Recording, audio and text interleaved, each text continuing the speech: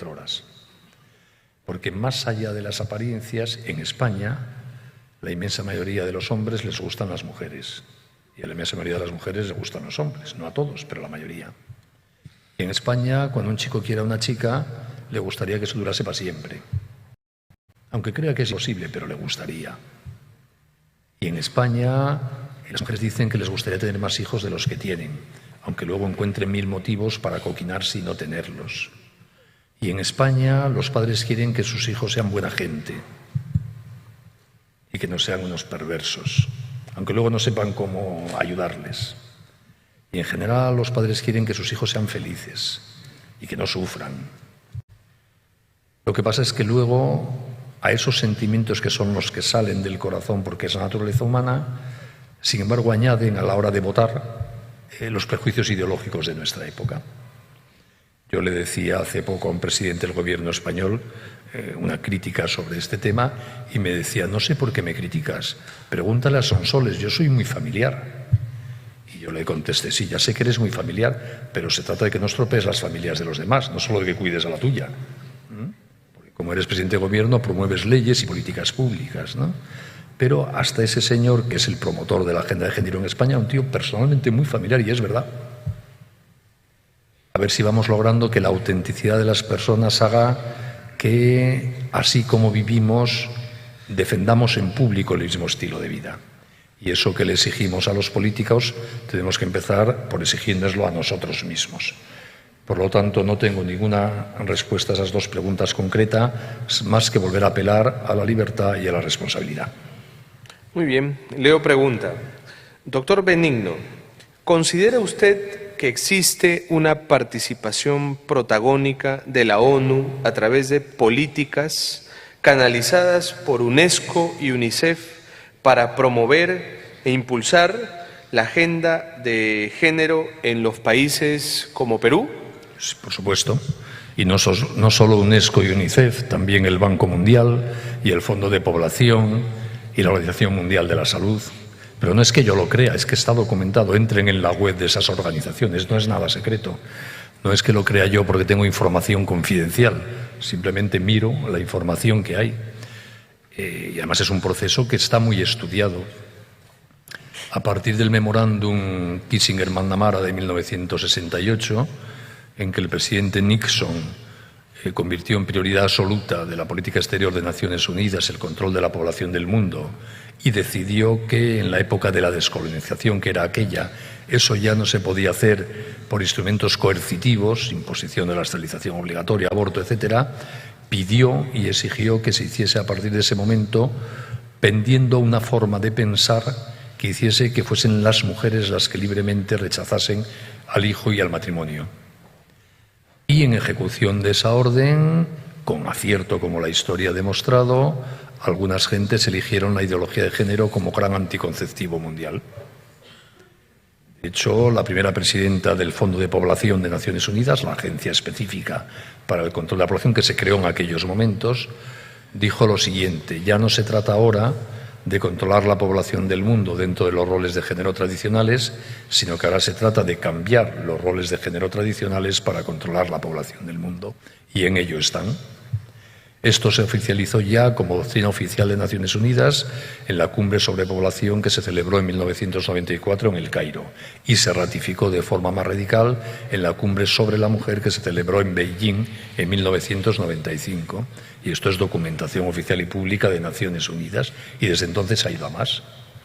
Y la presión de las agencias de Naciones Unidas con toda esa red de ONGs y fundaciones que la apoyan y respecto a la cual se da un trasvase permanente de personas de las agencias de Naciones Unidas a estas ONGs y de las ONGs a las agencias de Naciones Unidas, fundaciones Soros, McNamara, la IPPF, Rockefeller, etcétera, son una red tupida por todo el mundo con muchos recursos económicos que no se oculta por otra parte, que están intentando imponer en todo el mundo la agenda de género.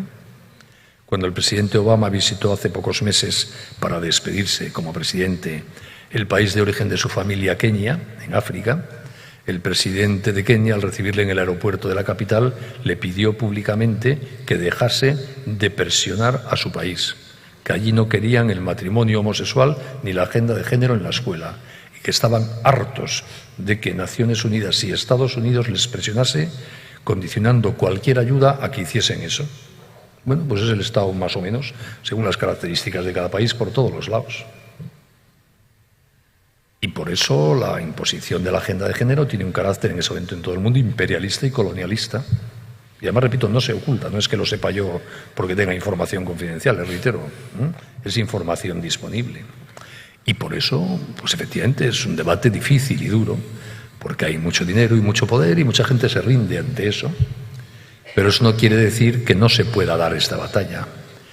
Igual que un electricista de Polonia y un poeta de Checoslovaquia empujaron al comunismo hasta que cayó, ustedes, que son gente más importante que un poeta y un electricista, pueden empujar el muro de la ideología de género y caerá.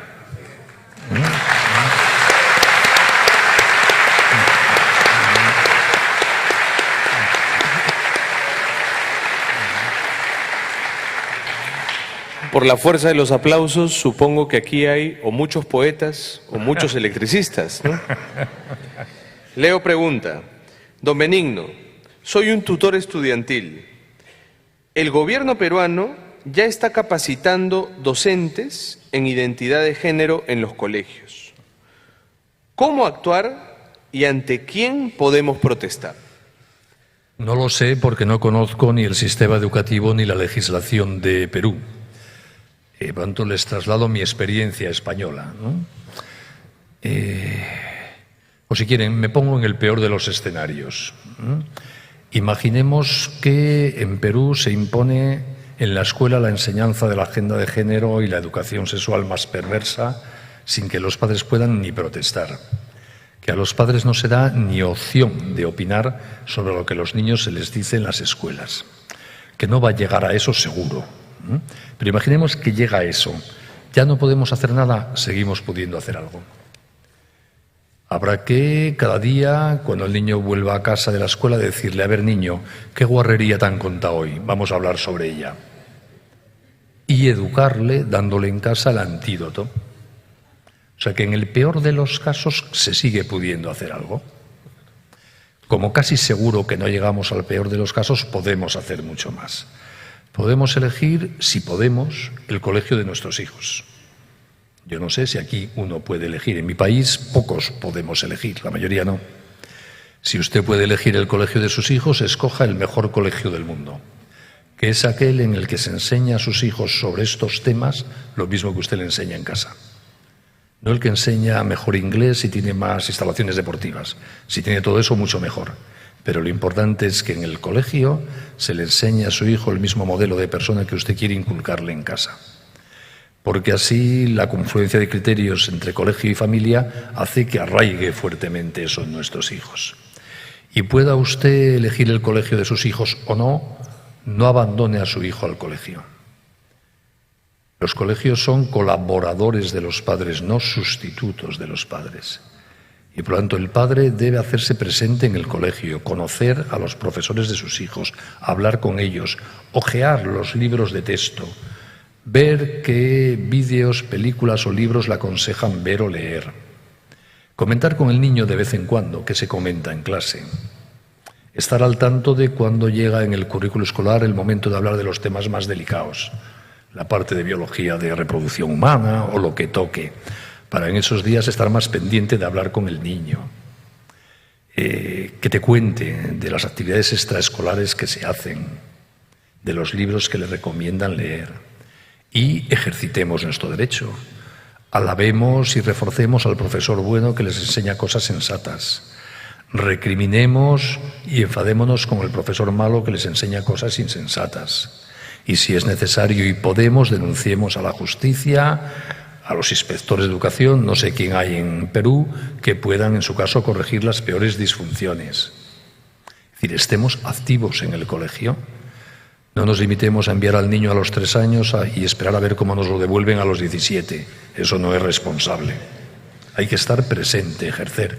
Y esto de educar no es cosa de las mamás, es cosa de papá y de mamá, de los dos. No basta que mamá vaya al colegio, tienen que ir de vez en cuando mamá y de vez en cuando papá. Porque podemos tener una tendencia, por lo menos en mi país, a que los hombres nos lavamos las manos. Eso no es responsable. Hacemos falta los dos porque nos complementamos. Y repito, si al final, a pesar de todo, a nuestros hijos les van a enseñar lo que quiera el ministro de turno, lo que queremos nosotros, aprovechemos incluso eso para darle el antídoto, la contraargumentación en casa cuando proceda. Pero lo que no podemos es renunciar nunca a educar a nuestros hijos, renunciar a estar presente en las instancias que colaboran a su formación. Por eso primero les educamos en la familia hasta los 2 o 3 años y luego les educamos con el colegio y a través del colegio y les educamos a través de las redes sociales y las nuevas tecnologías, porque no podemos evitar que sean niños de la sociedad digital y por eso les enseñaremos en casa que en Internet está toda la maravilla y la sabiduría del universo y toda la mierda del universo, y que nosotros queremos lo primero y no lo segundo, y que para eso ponemos un filtro que nos ayude a no ir a por lo segundo.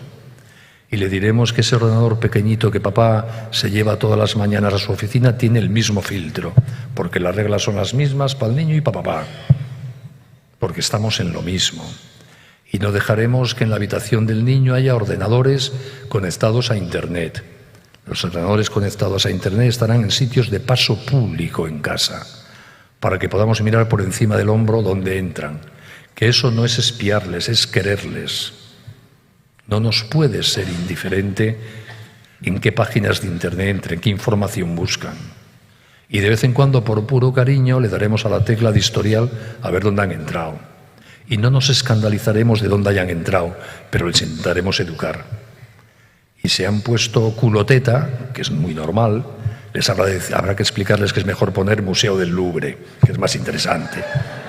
Pero sin escandalizarnos de nada, ¿no? Porque todos somos humanos por igual. Y pronto educaremos también a través de las nuevas tecnologías.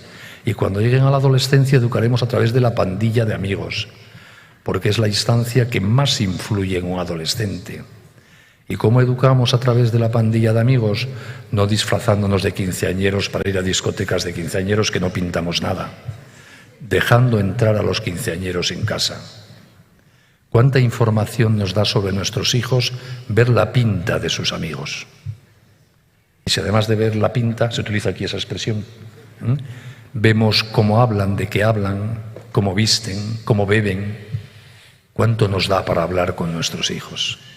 Y además eso nos permite ayudar a través de nuestros hijos a educar a sus amigos, porque podemos hablar de sus amigos, qué mala pinta tiene fulanito, has visto qué tristona está fulanita, esta niña será de una familia tan pobre que no tienen ropa para taparse un poco. Y así vamos educando y dando criterio a nuestros hijos y ayudando a sus amigos. Eso es una familia que asume la responsabilidad de educar. Y eso exige estar, dedicarle tiempo, estar disponibles, pero todos lo podemos hacer. Doctor Cristian Rosas, ¿podría por favor explicarnos un poco acerca de los 5 decretos con ideología de género que han sido derogados? Sí, puntualmente el gobierno al inicio tuvo facultades delegadas por parte del Congreso para legislar en una diferente cantidades de materias y se incluyó el término identidad de género y el término orientación sexual, instrumentos ideológicos para implementar esta nociva ideología en la Policía Nacional, en el sistema del Código Penal, a través de la reforma y otros más. Y en estos 5 decretos que se pretendieron infiltrar estos términos, se ha podido derogar precisamente cuestionando su valor o su procedencia de carácter ideológico. Porque un pensamiento, como es asumirse algo que uno es, o una atracción, no puede ser regulado por la ley, porque existe libertad de pensamiento, para pensar bien o mal, correcto o incorrecto. Pero en el Perú no existe delito de opinión. Textualmente nuestra Constitución dice así: en el Perú no hay delito de opinión. Por lo tanto, estos términos lo que escondían era una mordaza para la libre expresión de pensamiento, de religión, de conciencia, de pensamiento, y gracias a Dios y gracias al esfuerzo, la movilización, el compromiso de los peruanos por no ceder ante esta imposición de la mentira que pretende castigar la verdad, es que se ha podido derogar en la comisión 2 en el pleno y Dios mediante 3 en los próximos plenos. Gracias.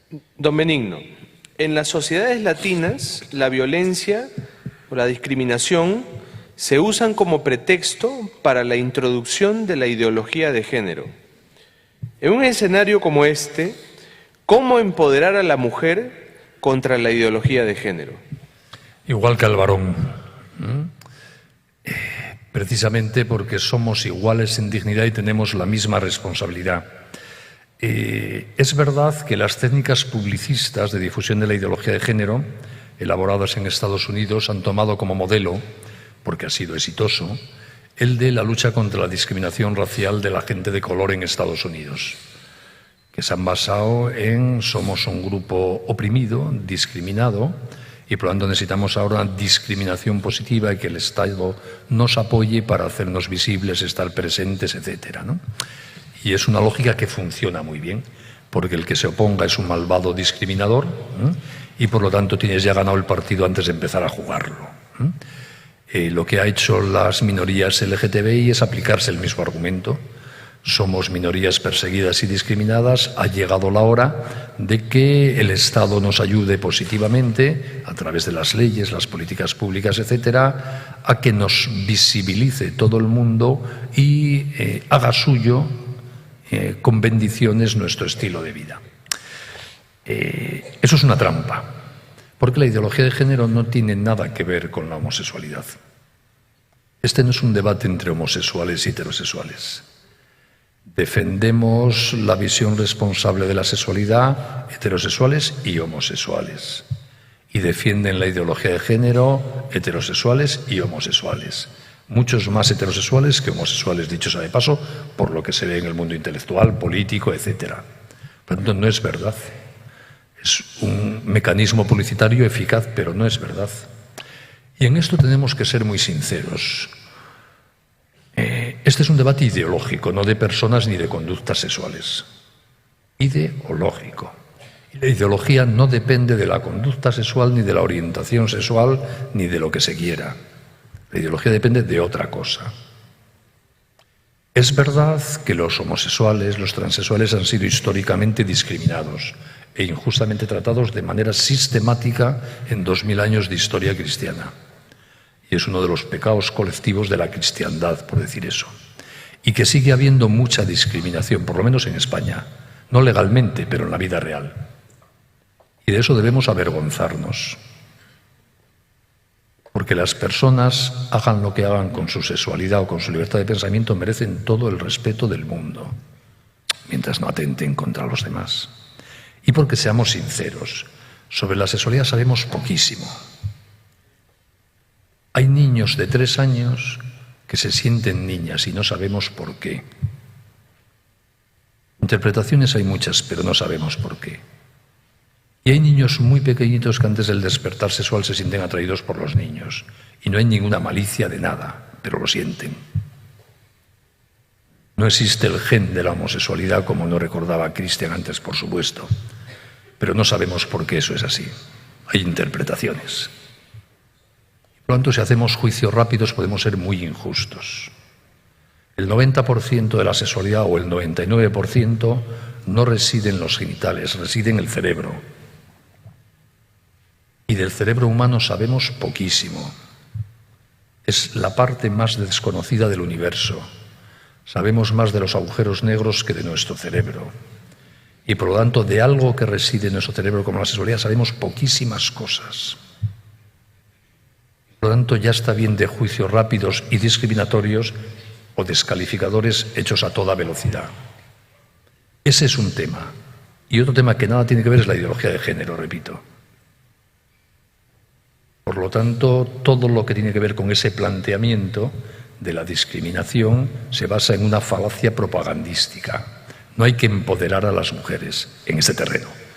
Tenemos que asumir todos, hombres y mujeres, la responsabilidad de ir con la verdad por delante. Pleno respeto a las personas, ofrecer honestamente a los que nos quieran escuchar en libertad lo que creemos que es mejor para conseguir una vida feliz, respetar con cariño al que acepte nuestro planteamiento, respetar con cariño al que no acepte nuestro planteamiento y luego, y al margen de eso, defender la libertad.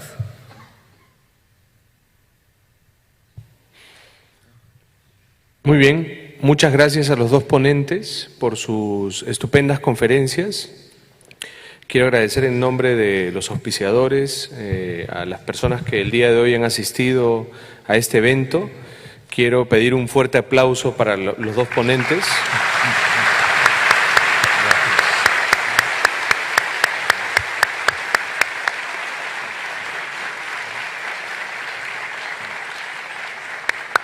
Y finalmente quiero recordarles que a la salida están presentes las personas que están recabando las firmas para el proyecto de ley que están presentando Peruanos por la Igualdad, por si alguno de ustedes quiere honrarnos con su firma, ¿no?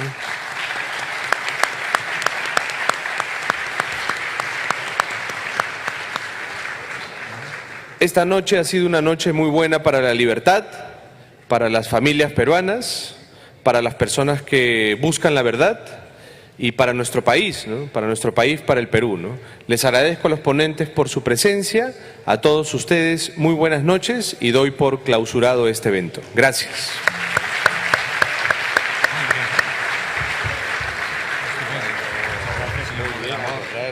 Les anunciamos que en el día de mañana el tema será ideología de género y educación. Los esperamos.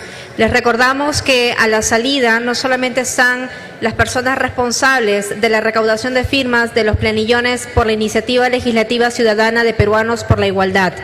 Adicional, también está la venta de los libros de la recopilación de las conferencias del doctor Benigno Blanco en el Perú, bajo el título Los retos y desafíos de la pastoral familiar en el siglo XXI.